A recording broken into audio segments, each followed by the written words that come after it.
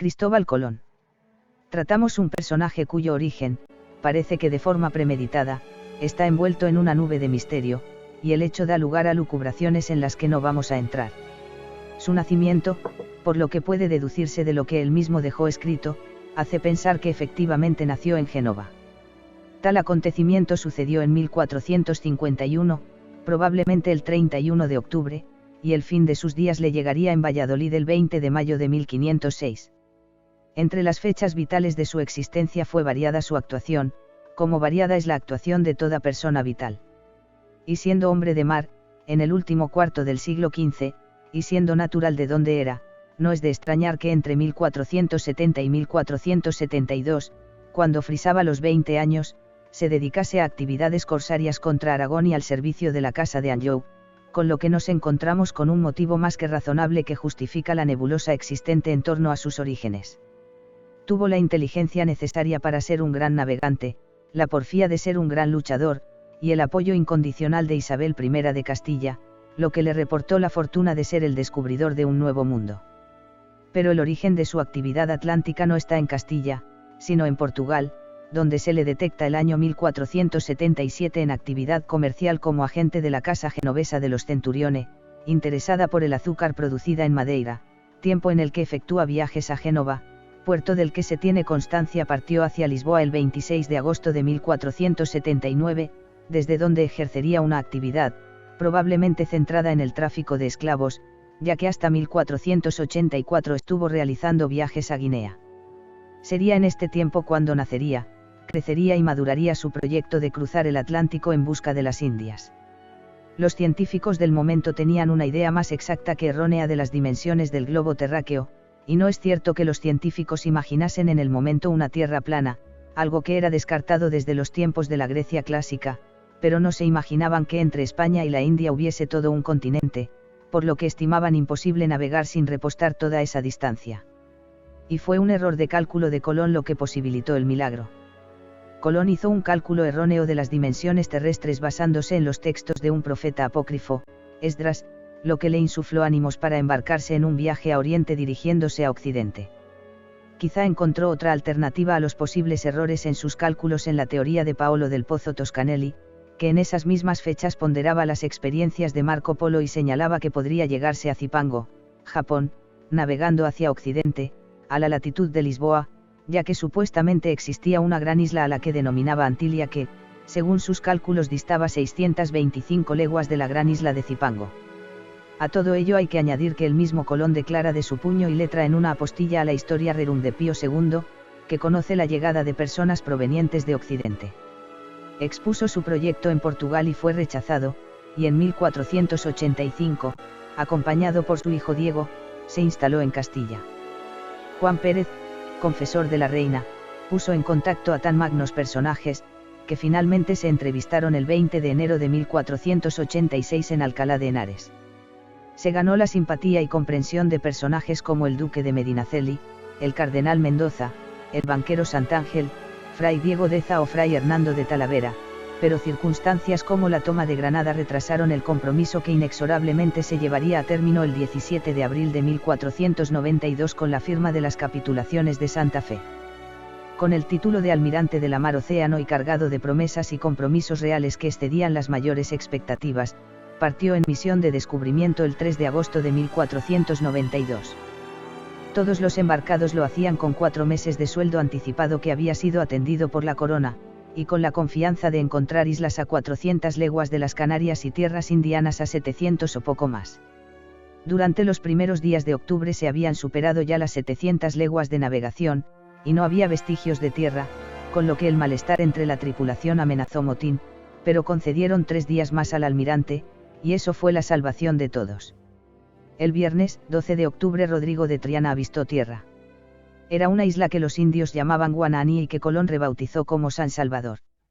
Las siguientes fechas las dedicó a explorar Cuba, a la que calificó de península al no haber terminado la exploración, y el 6 de diciembre avistó Haití, que estaba habitada por taínos o arabacos, y se encontraba dividida en 5 cacicazgos, Marién, Magua, Jaragua, Higuey y Maguana, cada uno de los cuales era dirigido por un cacique.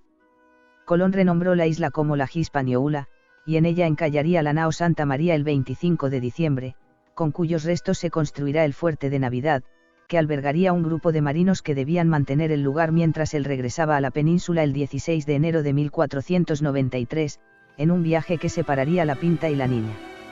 La primera arribaría a Bayona con su capitán, Martín Alonso Pinzón, agonizante, siendo que murió a poco de llegar, y Colón, a bordo de la Niña, llegó a Lisboa el 4 de marzo de 1493, de donde 10 días después partió a Sevilla y luego a Barcelona, en busca de los reyes.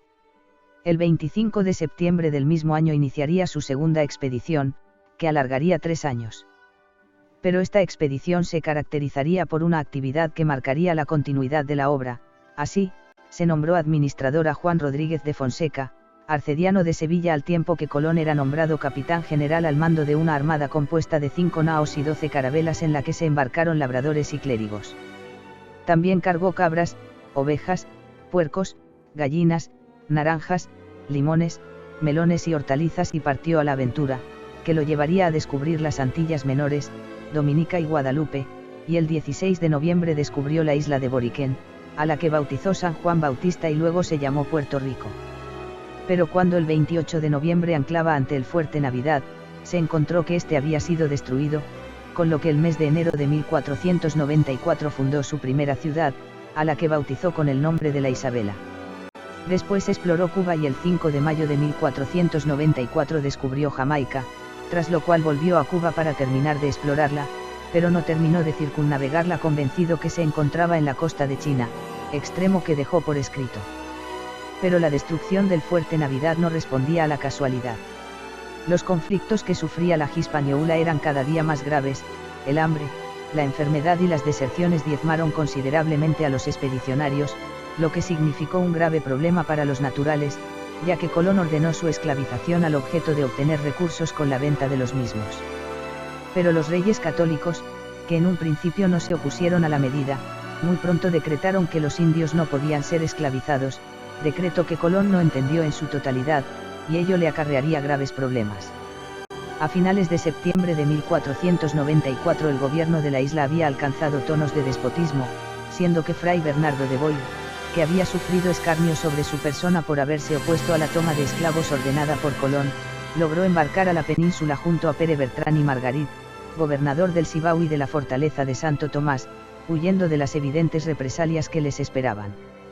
Pero esa huida comportó un mal accesorio, cual fue que la tropa que hasta el momento había estado a las órdenes de Pere Bertran se desmandase y asolase el territorio justo en un momento en que los 4 caciques principales se rebelaron por los mismos motivos aducidos por Boyle y por Bertran.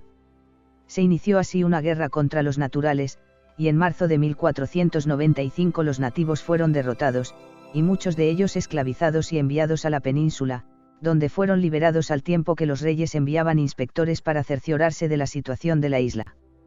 Juan de Aguado, el inspector desplazado, había sido miembro de la tripulación del primer viaje, y ahora, en 1495 llevó a cabo una inspección que Colón estimó injustificada, por lo que decidió volver para informar en persona a los reyes católicos, pero dejando atrás un territorio sublevado para cuyo control se vio forzado a levantar hasta 7 fortalezas. Cuando en junio de 1496 se presentó ante los reyes, lo hizo, más que como campeón de la inmensa misión que sin duda había desarrollado, como reo que debía dar explicaciones. Pero los reyes católicos lo recibieron y el 23 de abril de 1497 le confirmaban sus privilegios y le invitaban a realizar una tercera expedición. Un año después, el 30 de mayo de 1498 partía de Sanlúcar de Barrameda al cargo de 6 navíos, que acabó dividiendo en 2 flotas, una de las cuales, compuesta por 3 barcos, se dirigiría a la Española y otros 3, bajo su mando, se dirigirían en viaje de descubrimiento que lo llevaría a la desembocadura del Orinoco, que él supuso que era Asia, y más exactamente, ante la belleza que se abría a sus ojos, Colón afirmó que se encontraban en el paraíso terrenal que citaba la Biblia. Con esa idea desembarcó el 5 de agosto de 1498, dando comienzo a partir del día 13, el reconocimiento de la costa de la actual Venezuela hasta la península de Araya, antes de Cumaná. El 15 de agosto registró Isla Margarita y volvió a la Española, donde los asuntos no andaban como era de desear. Francisco Roldán se había sublevado contra la autoridad del adelantado Bartolomé Colón, que reiteradamente era acusado de tirano. Pero lejos de variar la actuación y buscar la pacificación, la acción de los Colón persistía en la esclavización de indios que inexorablemente eran enviados a la península, donde justamente se estaba sometiendo a estudio jurídico y teológico la condición de los naturales. La sentencia final fue que se trataba de seres racionales que, como tales, no podían ser sometidos a esclavitud. Entretanto, los enfrentamientos se multiplicaban en la isla, lo que obligó a Colón a condenar a muerte a unos y a pactar en condiciones humillantes con otros, tras lo cual solicitó un juez a los reyes, y la implantación de la esclavitud, dejando con ello manifestado que estaba haciendo caso omiso a las instrucciones recibidas. El ambiente era crecientemente contrario a los intereses de Colón tanto en España como en la española. Las acusaciones que contra los Colón se recibían en la corte abundaban en las denuncias que años atrás había presentado Fray Bernardo de Boil, y por su parte, Colón no hacía efectivas las expectativas que había levantado a la hora de promover el viaje de descubrimiento. Y para colmo de males, Vasco de Gama sí había llegado a las Indias por la ruta de Oriente. Ante situación tan crispada, en agosto de 1500 fue enviado Francisco de Bobadilla con el título de juez pesquisidor, pero como esta figura fuese rechazada por Colón, Bobadilla acabó tomando presos a los 3 hermanos Colón y los remitió cargados de cadenas a España. Los reyes quitaron las cadenas y dieron muestras de afecto al almirante, pero no le restituyeron la gobernación de las Indias. Como almirante de la mar Océano emprendería su último viaje de descubrimiento el 11 de mayo de 1502 con 4 navíos y la compañía de su hermano Bartolomé y su hijo Hernando. En el curso del mismo exploró Honduras, Nicaragua, Costa Rica y Panamá cuando recorría las costas de América Central en busca de un paso.